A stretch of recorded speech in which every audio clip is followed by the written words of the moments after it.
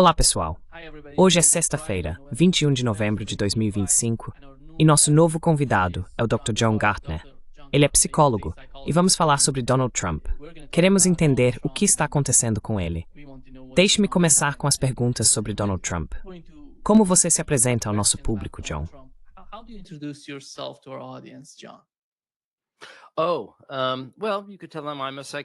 Bem, você pode dizer a eles que sou psicólogo. Dei aulas no Departamento de Psiquiatria da Johns Hopkins por 28 anos. Farei minha própria apresentação. Escrevi alguns livros, The Hippomanic Edge, sobre transtorno bipolar. Também escrevi uma biografia de Bill Clinton, In Search of Bill Clinton. Essa era minha vida normal até que o meteórico Donald Trump atingiu a Terra.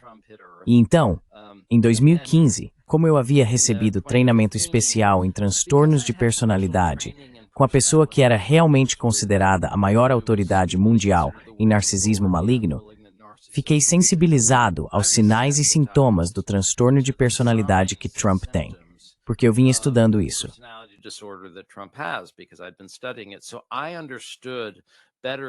Então eu compreendia melhor do que a pessoa comum, francamente, até melhor do que o profissional médio de saúde mental, o perigo existencial que Donald Trump representava.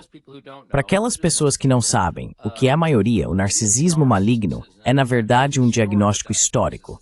Ele não está no DSM. Foi introduzido pelo renomado analista Erich Fromm, que escapou dos nazistas, e foi sua tentativa de desenvolver um perfil de personalidade que explicasse a psicologia de Hitler e de outras pessoas como ele, outros líderes como Hitler. E ele tem 4 critérios: narcisismo, mas também transtorno de personalidade antissocial, ou o que antes era chamado de psicopatia.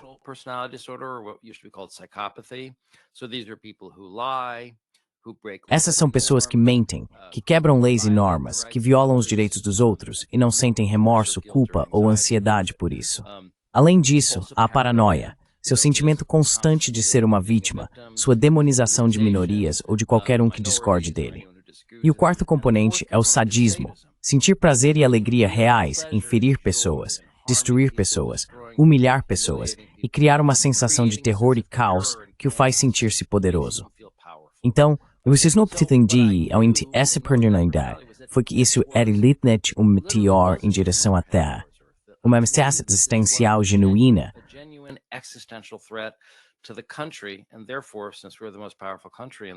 E, portanto, já que somos o país mais poderoso do mundo, temos uma responsabilidade para com o mundo. Nos últimos 10 anos, tenho me dedicado a tentar alertar as pessoas sobre Donald Trump. E não apenas eu, outros profissionais de saúde mental também. Houve o nosso livro editado, O Caso Perigoso de Donald Trump, em que um grupo de profissionais de saúde mental se reuniu para soar o alarme. Eu fundei uma organização, Duty to Warn, composta por profissionais de saúde mental que compartilhavam a mesma missão. Neste momento, estou trabalhando em um livro sobre terapia com psilocibina, tentando retomar minha antiga carreira. Mas continuo sendo puxado de volta, porque obviamente este é o grande tema do momento.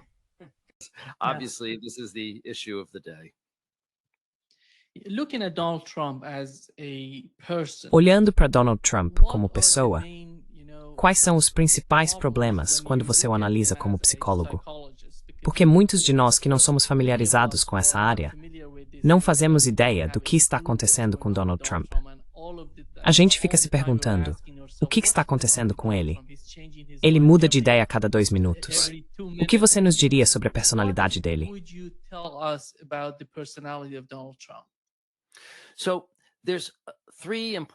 Então, há 3 coisas importantes acontecendo com Donald Trump. Uma é que ele tem esse narcisismo maligno, que Erich Fromm definiu como a essência do mal. Na verdade, é o único diagnóstico que realmente define alguém como um monstro. Mas como começamos a escrever lá em 2019, ele também está desenvolvendo demência, ou sinais de demência. Esse tipo de vai e vem de que você está falando. Quando as pessoas desenvolvem demência, tudo que há de ruim em sua personalidade se torna a pior versão de si mesmas. Tudo que há de ruim em sua personalidade fica incrivelmente exagerado. Ele sempre foi errático, um agente de perturbação e tudo mais, mas agora se tornou ainda mais errático e impulsivo, e há ainda menos lógica ou coerência nisso.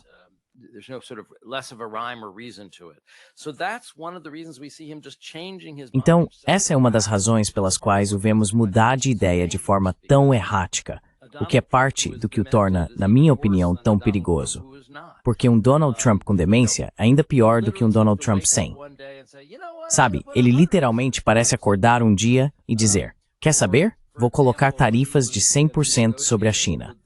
Ou, por exemplo, quando ele ia negociar com o primeiro-ministro do Canadá, Doug Ford, o premier de Ontário, publicou um anúncio nas redes sociais com uma gravação de Ronald Reagan falando sobre como era contra tarifas.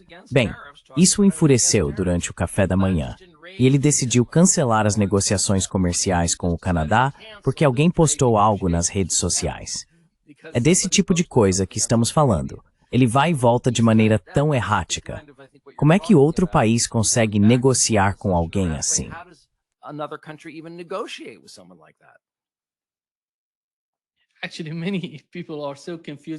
Na verdade, muitas pessoas estão realmente confusas.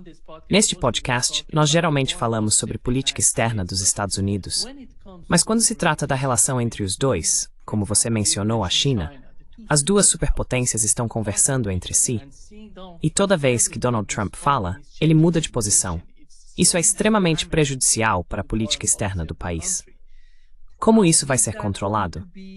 Quero dizer, há alguém em Washington, talvez um grupo de especialistas conversando com o tio contra este tipo de comportamento. Isso é possível.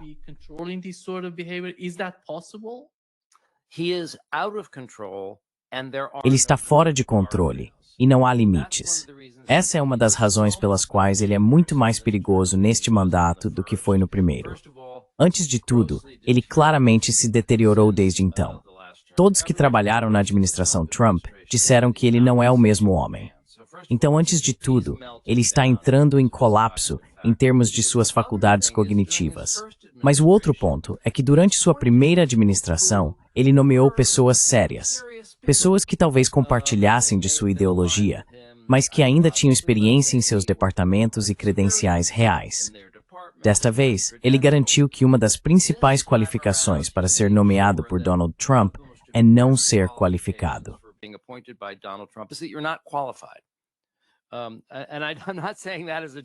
E não estou dizendo isso como uma piada.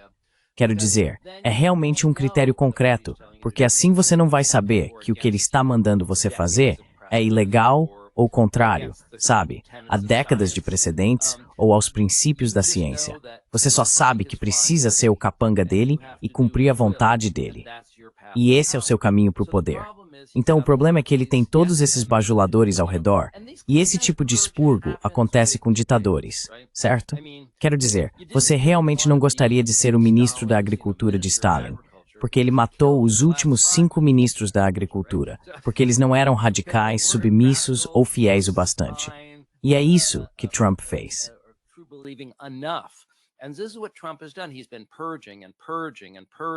Ele tem feito uma limpeza atrás da outra, certo? Então, havia alguém como Bill Barr, que estava disposto a encobrir o relatório Mueller, mas depois não quis atacar a eleição, certo? Então, ele se tornou seu inimigo. Agora temos uma procuradora-geral, Pam Bondi. Sinceramente, não acho que exista qualquer ato criminoso que ela não cometeria em nome dele. Esse é o tipo de pessoa que ele precisa trabalhando para ele. E o problema é que essas pessoas não vão servir de freio, nem serão conselheiros sábios. Elas não vão ser uma mão que contenha os excessos.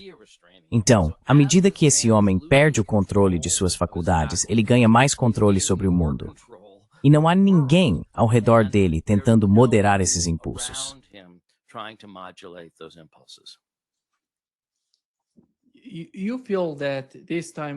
Você acha que desta vez, com a nova administração, Trump 2.0, isso vai... Você mencionou que as pessoas na primeira administração tinham alguma experiência com o funcionamento das coisas em Washington. Mas hoje temos, por exemplo, o chefe do Pentágono. Ele literalmente trabalhava na Fox News. E agora é o chefe do Pentágono. Certo, esse é um bom exemplo. Recentemente, não sei se você viu, ele estava falando... Recently, I don't know if you saw that he was talking, he said that when he had a meeting with Ele disse que quando teve uma reunião com Xi Jinping, o presidente e líder da China, ele estava tentando se comunicar com o vice-presidente. Ele lhe perguntou algo, mas o vice-presidente da China não respondeu. Não respondeu a Donald Trump. E Trump disse que olhou para J.D. Vance e falou, você tem que agir assim. Toda vez que me perguntam algo, você se antecipa e responde às perguntas. Então, quando se trata desse tipo de coisa, ele realmente quer dominar tudo. Porque isso é impossível. Nenhum presidente consegue fazer isso, Reese. Everything. No president can do that. Well, it reminds me of Mussolini. Bem, sabe, isso me lembra o Mussolini. Em certo momento, Mussolini ocupou 5 cargos ministeriais em seu próprio governo. Quero dizer, isso é muito trumpiano. Ele se nomeou chefe do Kennedy Center. Quem faz isso? Certo? Quer dizer, é uma loucura. Um presidente se nomear chefe do Centro Kennedy de Artes Cênicas. E agora ele está dizendo que deveria ser renomeado para Centro Kennedy Trump. Ele quer ser, sabe, alguém, o filho de Theodore Roosevelt, disse que ele era a noiva em todo casamento e o defunto em todo funeral. Ele precisava ser o centro das atenções. Bem, Trump é isso em dose dupla. Então ele quer, quando diz que deveria ganhar o prêmio Nobel, o que é uma loucura. E em certo momento ele se nomeou Papa. Você se lembra disso? Ele realmente publicou um meme nas redes sociais em que está usando o chapéu e a roupa de Papa. E ele literalmente disse, bem, acho que eu seria um bom Papa. Quero dizer, ele não estava brincando. I think I would be a good pope. I mean, he wasn't kidding. Sim, isso foi incrível. Olhando para Donald Trump, porque o presidente dos Estados Unidos, não apenas em termos domésticos, mas também em política externa, lida com muitas questões, é literalmente impossível para Donald Trump dar conta de tudo isso. Você se lembra que durante o governo Biden, por exemplo, tínhamos o secretário de Estado e o assessor de Segurança Nacional, 2 posições diferentes. Agora ambos são, sabe, a mesma pessoa. Marco Rubio está cuidando dos 2 cargos. Ele ocupa ambas as posições. Mas sabemos que Marco Rubio, de alguma forma, toda vez que Donald Trump fala sobre algo, ele está apenas, sabe, repetindo o que Donald Trump diz. Então isso significa que os Estados Unidos, no governo Trump atual, não têm um assessor de segurança nacional, uma das posições mais importantes dentro da administração. O que isso significa para você quando olha para essa administração? What does that mean for you when you look at the administration? Look, they are stripping and hollowing Olha, eles estão desmontando e esvaziando todos os aspectos do governo. Quero dizer, estão demitindo todo mundo no Departamento de Estado. Estão acabando com o Departamento de Educação. Basicamente, estão tentando incentivar todos os funcionários federais a pedirem demissão. Estão tentando esvaziar o que chamam de Estado administrativo. Porque todas essas coisas podem servir como barreiras de proteção. São os únicos freios e contrapesos.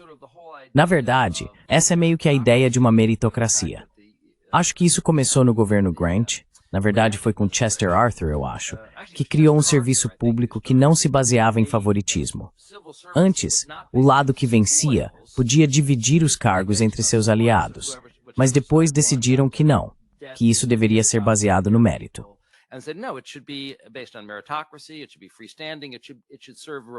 Deveria ser independente. Deveria servir a presidentes republicanos e democratas e ser estável. Deveria ser constante. Mas esse é o problema, porque eles têm regras, procedimentos e conhecimento. E é por isso que ele precisa neutralizá-los, porque isso poderia ser mais uma voz se opondo à sua vontade. Ele não tem interesse em aprender nada de ninguém sobre nada.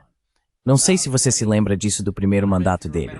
Alguém perguntou, quem são seus conselheiros mais próximos? E ele respondeu, eu sou meu conselheiro. Sou meu melhor conselheiro porque tenho um cérebro realmente ótimo. O que não é verdade. Na verdade, o cérebro dele está se deteriorando, mas esse é o seu comportamento narcisista maligno. A questão sobre narcisistas malignos é que o narcisismo deles chega quase a um grau psicótico.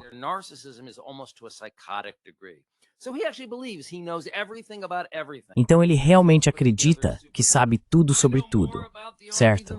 Alguém montou uma coletânea dele dizendo, eu sei mais sobre o exército do que os generais. Eu sei mais sobre.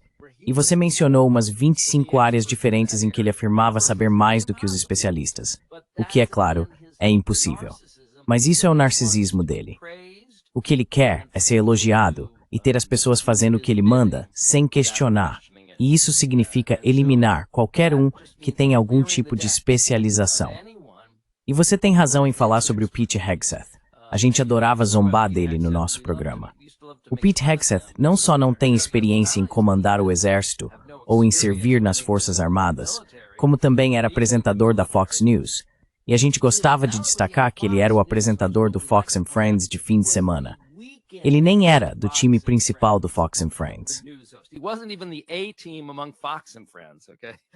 And within Fox, everyone knew him. E dentro da Fox, todo mundo o conhecia como um bêbado. Ele era um bêbado, constantemente embriagado no estúdio. Ok, mas ele é um verdadeiro crente. Sabe, se você o vê sem camisa, ele tem todas essas tatuagens estranhas, tatuagens de nacionalista cristão. Então a questão é que ele realmente acredita na missão supremacista branca. Ele é psicopata o suficiente para fazer e dizer qualquer coisa. E ele realmente não tem nenhuma qualificação ou compreensão real do seu trabalho que lhe permita discordar de Trump. O que Trump quer fazer é transformar o exército em sua própria polícia secreta.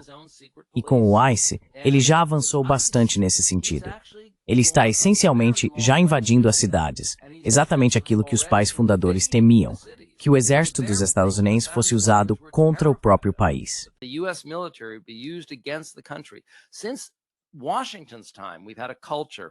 Desde a época de Washington, temos uma cultura que vê isso como algo totalmente inaceitável. E ainda assim ele a violou. Pois é. Então Donald Trump, quando você o observa como pessoa, ele é bilionário, foi presidente dos Estados Unidos e depois, na segunda vez após Joe Biden, voltou ao poder.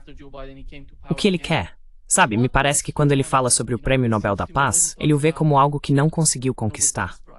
Ele quer conquistar tudo para mostrar o quanto é bem-sucedido como pessoa. Como isso vai se desenrolar para alguém como o presidente dos Estados Unidos? Porque fazemos piadas sobre o Prêmio Nobel da Paz, mas é trágico quando vemos o presidente dos Estados Unidos fazendo de tudo para ganhar um Prêmio Nobel da Paz.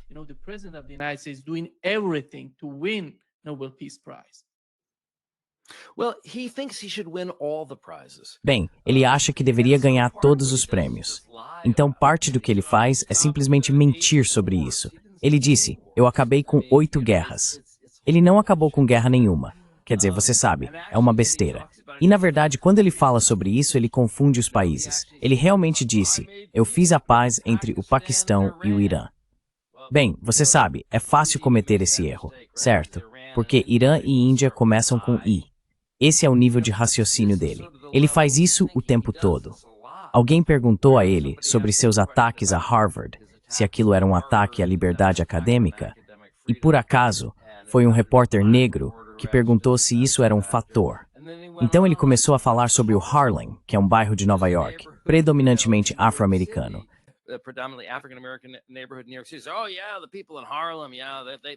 Ah, sim, o pessoal do Harlem. É. Então, bem, talvez ele tenha entendido mal a pergunta.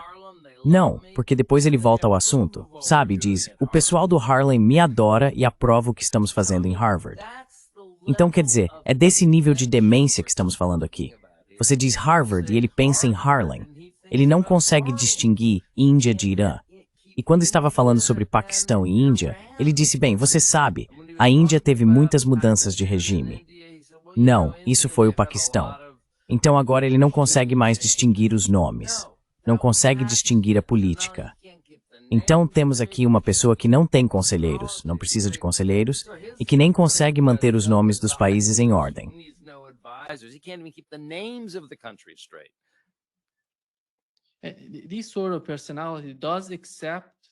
Esse tipo de personalidade não aceita conselhos. Por exemplo, antes do ataque ao Irã, tivemos Tulsi Gabbard dizendo que não há armas nucleares no Irã. Donald Trump foi questionado se concordava, já que Tulsi Gabbard agora é a chefe de inteligência dos Estados Unidos. Ele disse, isso não importa para mim.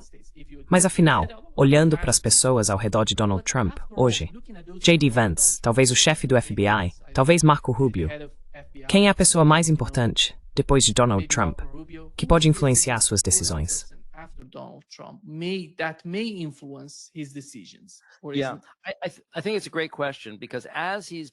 Acho que é uma ótima pergunta, Porque à medida que ele vai ficando mais demente, esse vácuo de poder está obviamente sendo preenchido por algumas pessoas ao seu redor.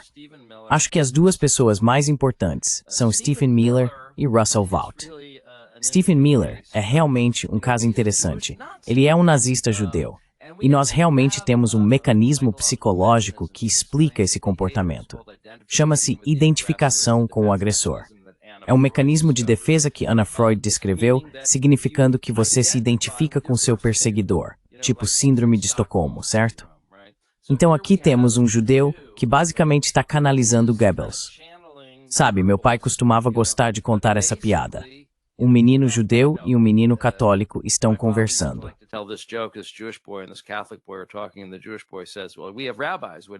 E o menino judeu diz, bem, nós temos rabinos. O que vocês têm? E o menino católico responde, nós temos padres. Ele pergunta, o que está acima de um padre? Ele responde, um bispo. Ele pergunta, há algo acima de um bispo? Bem, acima de um bispo está um cardeal. Ele pergunta, esse é o mais alto que se pode chegar? Bem, não, acima do cardeal está o papa. Ele pergunta, esse é o mais alto de todos? O menino católico fica frustrado e diz, o que você quer? A única coisa acima do Papa é Jesus Cristo. O menino judeu se recosta e sorri. Um dos nossos chegou lá. Sabe, se você convive com judeus, eles estão sempre dizendo, um dos nossos rapazes ou moças chegou lá em algum campo. Bem, um dos nossos chegou lá.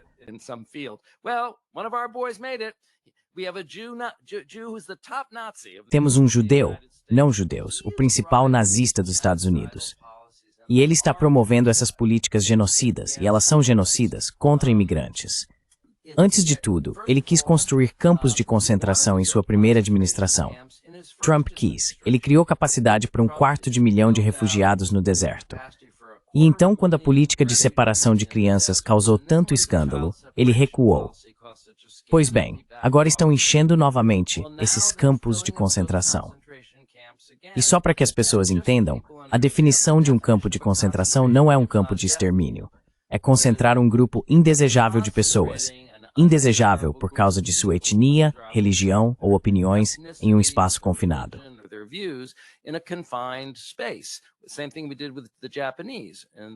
A mesma coisa que fizemos com os japoneses nos campos de internamento durante a Segunda Guerra Mundial. No entanto, ele também está terceirizando o componente de campo de extermínio, ou seja, enviando essas pessoas para países do terceiro mundo, para prisões de onde ninguém sai vivo. Sabemos, por Abrego Garcia, que conseguiu escapar de uma prisão em El Salvador, que os guardas diziam constantemente a eles, vocês nunca vão sair daqui, vocês vão morrer nesta prisão. Isso era um fato. Então, sabe, as pessoas ficaram irritadas comigo quando comecei a compará-lo a Hitler há 10 anos. E uma das coisas que me diziam era, bem, ele não vai começar a criar campos de concentração.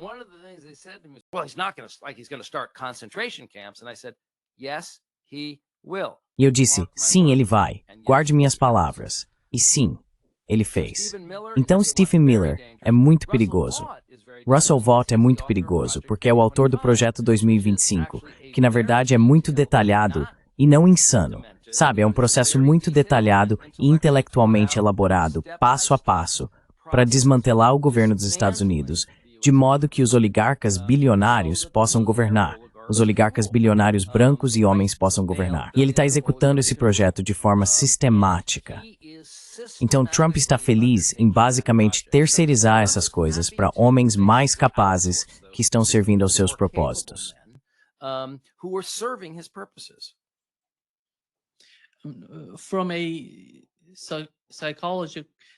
Do ponto de vista psicológico, o que acontece com uma sociedade quando seu líder parece psicologicamente instável? E como isso se propaga para as instituições e para a confiança pública?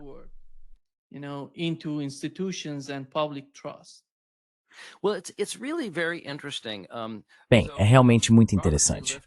Robert J. Lifton foi um psiquiatra famoso que faleceu recentemente, mas vinha estudando governos fascistas desde a Segunda Guerra Mundial. Ele cunhou um termo chamado normalidade maligna, que significa que quando um líder maligno, um narcisista maligno, assume o controle de uma sociedade, ele começa a mudar as normas.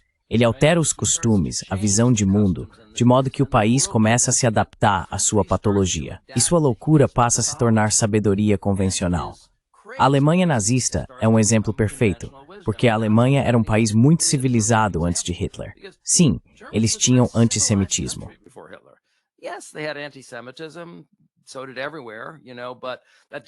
Assim, era em todo lugar. Mas isso não significava que as pessoas... Você talvez não quisesse que sua filha se casasse com um judeu, mas isso não queria dizer que se importava se ele fosse professor na sua universidade, ou seu médico, ou seu vizinho. Se você matasse um judeu, iria para a cadeia e ninguém o apoiaria.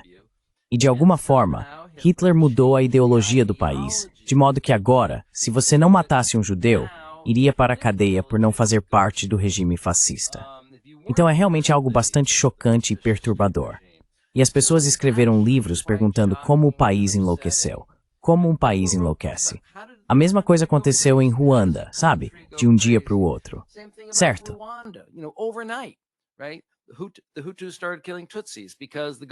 Os Hutus começaram a matar os Tutsis porque o governo disse no rádio que eles deveriam fazer isso.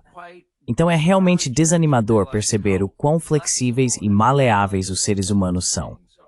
Somos muito influenciados pelo que as pessoas ao nosso redor acreditam. Sabe, depois da Segunda Guerra Mundial, as pessoas tentaram entender como outros podiam se tornar nazistas. Então fizeram um experimento chamado Experimento de Asch, em que levavam alguém a um laboratório e mostravam 3 linhas, 2 curtas e uma dramaticamente mais longa que as outras. Perguntavam qual linha é mais longa e as pessoas estavam 100% das vezes.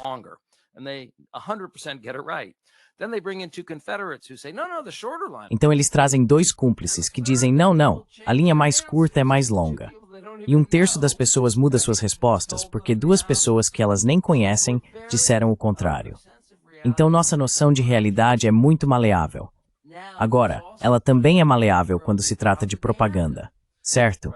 Quando continuamos ouvindo a mesma mentira repetidas vezes, acabamos acreditando nela. Isso faz parte de como a mente humana funciona. Minha mãe trabalhava com publicidade e uma vez ela me arrumou um emprego como codificador. Lembro que eles fizeram um estudo sobre suco de laranja. Pediram às pessoas que provassem e descrevessem, e a coisa mais comum que elas diziam era: tem gosto de espremido na hora. Bem, se você já tomou Tropicana ou Arcers, sabe que não tem nada a ver com suco espremido na hora, mas essa era a campanha publicitária deles. Então, esse foi o primeiro pensamento para as pessoas.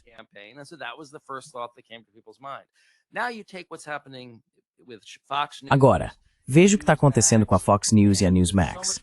Tudo está muito mais sofisticado agora, com as redes sociais e os algoritmos. As pessoas estão sendo alimentadas com mentiras repetidas vezes, por meio da repetição. E como são seus amigos no Facebook, também existe aquele componente do experimento de Asch. Olha, todo mundo que eu conheço concorda com isso. Ou seja, todo o componente social do meu mundo está de acordo com essa visão. Então, eles conseguiram realmente doutrinar uma grande parte da sociedade. Como americanos, gostamos de dizer, somos independentes, formamos nossas próprias opiniões, somos livres, não vamos nos curvar.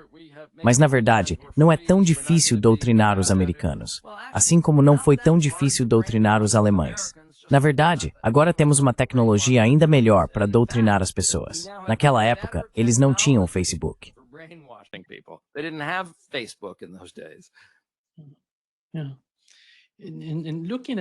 Sim, observando historicamente, o que acontece quando líderes poderosos começam a ter declínio cognitivo enquanto ainda estão no cargo? Existem paralelos dos quais devemos estar cientes?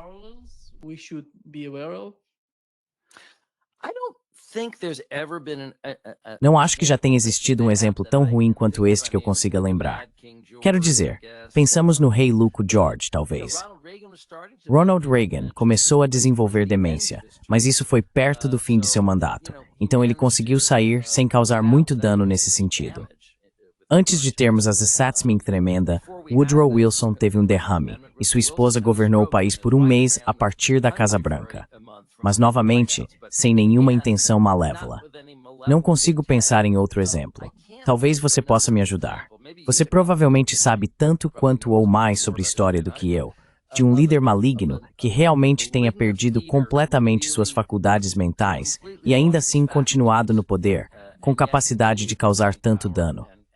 Quero dizer, já tivemos líderes insanos, mas geralmente eles vêm de países menores.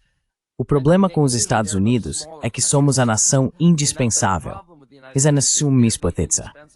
Portanto, tem desdenho debate e me mais passivo a raça humana. Is an existential threat to the human race.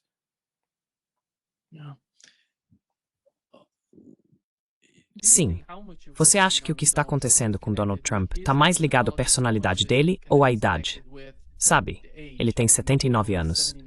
E sabemos que com o passar do tempo, tendemos a ficar menos afiados. Mas com Donald Trump, parece que com o tempo ele está ficando mais inteligente. Realmente mais inteligente. É, exatamente mais inteligente do que nunca.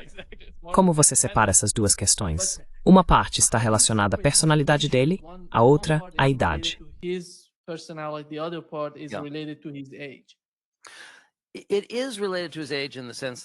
Está relacionado à idade dele, no sentido de que, você sabe, a demência geralmente afeta as pessoas mais tarde na vida. Mas, obviamente, há muitas pessoas da idade dele que estão completamente mentalmente competentes. Agora, talvez fizesse sentido ter um limite de idade para a presidência, e isso poderia eliminar a possibilidade de acabar em uma situação como esta. Mas é muito importante entender que o que estamos vendo em Donald Trump não tem nenhuma relação com os sinais normais do envelhecimento. Quando as pessoas têm demência, observamos uma evolução dramática e deteriorante em relação à sua própria linha de base em 4 áreas principais: linguagem, memória, comportamento e desempenho psicomotor. Temos visto todas essas em Donald Trump por um longo período de tempo.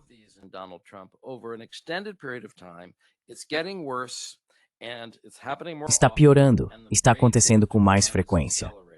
A taxa de declínio está acelerando, o que é normal na demência. Por exemplo, a linguagem dele, ele costumava ser bastante articulado. As pessoas não percebem isso. Ele costumava falar em parágrafos muito bem estruturados. Agora ele tem dificuldade para completar uma frase, um pensamento e às vezes até uma palavra. Ele apresenta algo que é um sintoma de demência chamado parfasia fonêmica, quando usa palavras que não são reais. Elas contêm parte de uma palavra, mas ele termina com algumas sílabas sem sentido. Por exemplo, dizer Christmas em vez de Christmas. Recentemente, ele cometeu uma parfasia fonêmica ao escrever South Carolina. As pessoas acham que ele estava tentando escrever South Carolina.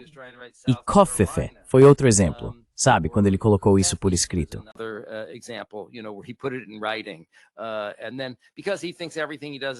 E então, porque ele acha que tudo o que faz é incrível, começou a usar Kovfefe como se fosse uma palavra de verdade. Mas não era, era uma palavra inventada.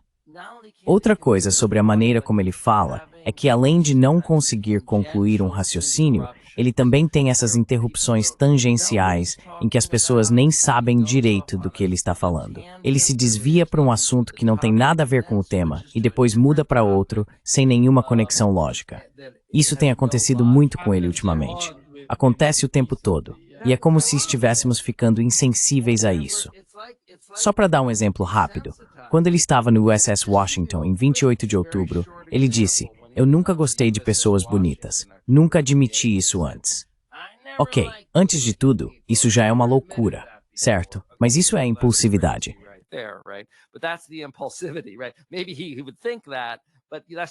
Talvez ele pensasse isso, mas isso não é algo que uma pessoa normal diria. Mas agora veja a desconexão lógica aqui. A próxima coisa que ele diz é: "Mas veja, eu posso dizer isso porque vencemos na Suprema Corte com base no mérito." Quero dizer, isso não há conexão entre essas coisas. E então ele continua: "Você sabe disso, certo? Agora tudo neste país é baseado em mérito." Então há 3 ideias aí, 3 frases, que não têm nada a ver umas com as outras. Eu não gosto de pessoas bonitas, mas posso dizer isso porque venci na Suprema Corte. Isso não faz sentido algum. E eu venci com base no mérito. Agora estamos indo nesse país com base no mérito. Não há conexão entre os meus pensamentos.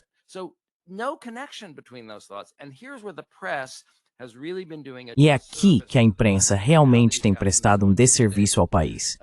Agora que ele os deixou tão intimidados, eles estão fazendo isso ainda mais. É como a história das novas roupas do imperador. Exceto que, neste caso, é como se o imperador não tivesse cérebro e ninguém estivesse disposto a dizer isso. Fui criticado por diagnosticar o presidente sem tê-lo examinado, mas acho muito importante destacar que os médicos que o examinaram, se você ler nas entrelinhas, podemos provar que eles acham que ele tem declínio cognitivo. Por que eu digo isso? Bem, porque ele deixou escapar algumas coisas sobre seu segundo exame físico presidencial. Ele nos contou duas coisas. Primeiro, que fez testes cognitivos, no plural. Ele disse isso 3 vezes. Não apenas um teste de triagem, certo?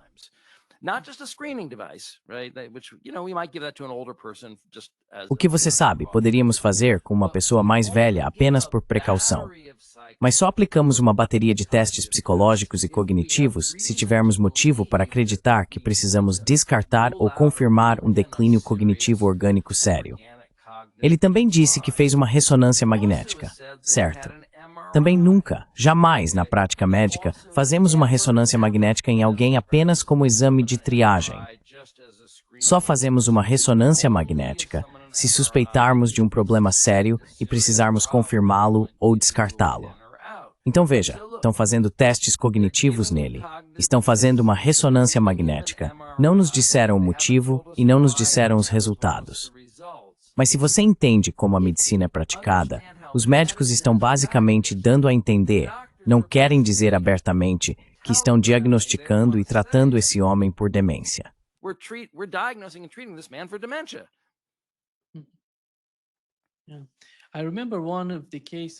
Sim, eu me lembro de um dos casos logo depois do assassinato de Charlie Kirk. Perguntaram a ele, porque Charlie Kirk era um apoiador de Donald Trump. Ele fez tudo por Trump, e pelo movimento dele, o movimento MAGA, tudo isso. E o repórter perguntou, como você se sente sobre o assassinato de Charlie Kirk? E ele não respondeu a pergunta. Ele disse, bom, olhe para aquele prédio. É um prédio bonito. O que estamos construindo aqui é algo incrível. Olhe para isso. Ele não respondeu a pergunta de forma alguma e continuou falando sobre outra coisa. E esse é um exemplo típico. E Mary's the same. Porque para muitas dessas pessoas que o apoiam, na verdade, o movimento MAGA que está assistindo a isso, o que está acontecendo com Donald Trump? Por que ele não está dizendo nada sobre Charlie Kirk? Por que ele está respondendo outra coisa? Você sente que toda vez que ele fala sobre a guerra na Ucrânia, o conflito, ele tenta dizer que é a guerra de Biden, não dele. Toda vez, literalmente toda vez. Já foram, eu diria, mais de 1000 vezes desde que ele assumiu o poder nos Estados Unidos que ele mencionou isso. Qual é o principal objetivo desse tipo de comportamento? De ele continuar repetindo a mesma frase várias e várias vezes. Toda vez que é questionado.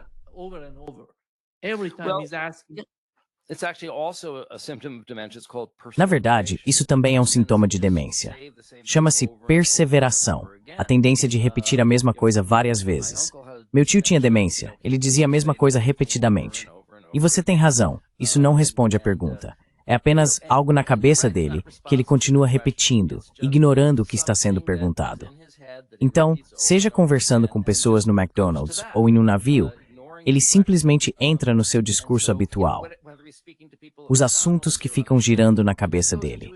Mas agora, ele faz isso de uma forma tão desorganizada que, mesmo quando não é apropriado para a situação, as pessoas realmente não entendem sobre o que ele está falando.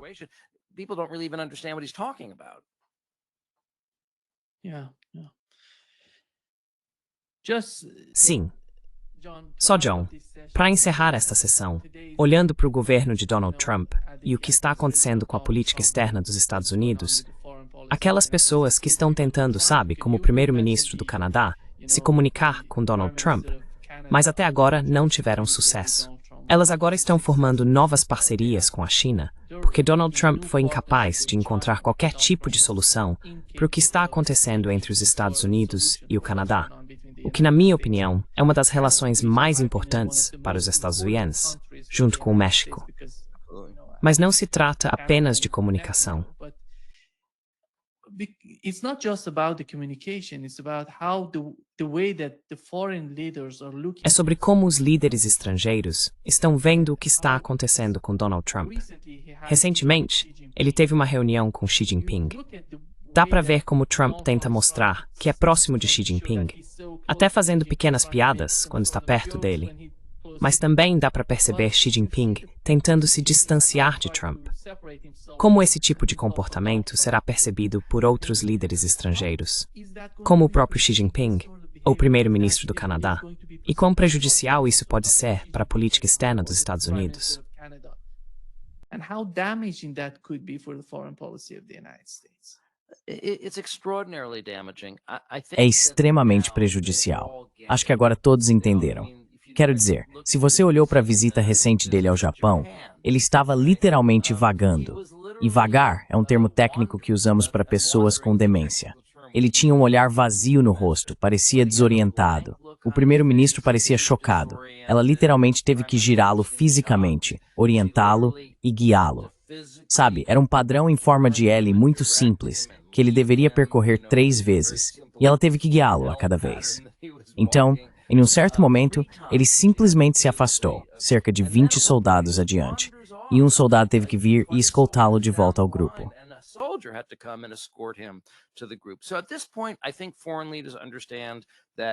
Neste ponto, acho que os líderes estrangeiros entendem que ele é, por um lado, uma pessoa muito perigosa e vingativa, que você precisa bajular e subornar. E, por outro lado, ele é um idiota que não entende nada e em quem não se pode confiar para manter qualquer posição. Ele não tem senso de lealdade, nem de coerência, nem uma ideologia além de o que é bom para mim é bom para o mundo.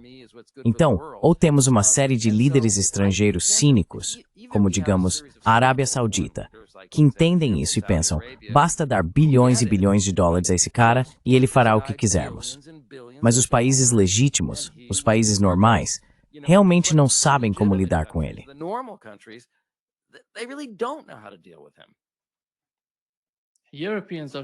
Os europeus estão tão confusos com Donald Trump. Eles não sabem o que fazer. Vieram a Washington, sentaram-se lá e ficaram simplesmente impressionando ele. Eu sei. Eles estão perplexos. Então mesmo é.